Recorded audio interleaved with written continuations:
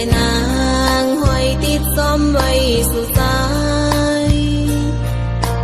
นอนซึ่งหือก็ไปลับยา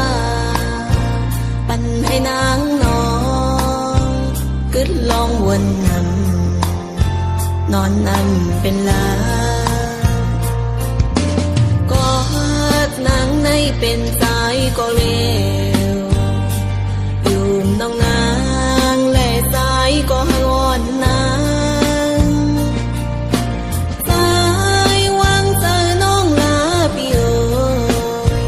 ผู้เจอน้องไงตำใบให้สู้ปนตาพี่โกถึงมาแล้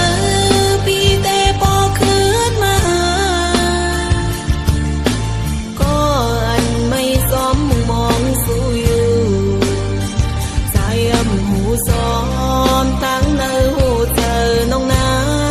งเธอหันหน้าใจหูเธอนางป้อนเลือดมาสั่งเป็นไรไหนเคยใจเอาน้ำเสมาซอยหมอดปั่นหูเซอน้องอีกหนึ่งพอใจหูในนี่พักมาหาอย่าไปปา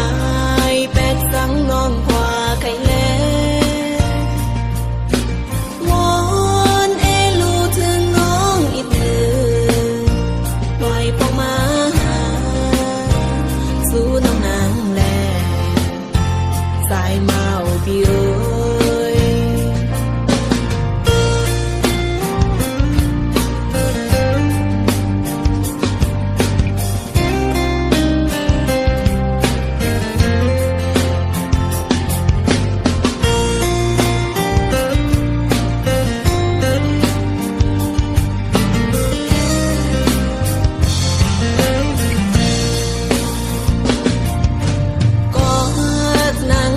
เป็นใจก็เร็วอยู่น้องนางและสายก็ให้วอนนางสายวางเจอน้องลาพี่โอยหูเจอน้องไหนตำใบให้สู้ปนตาพี่โก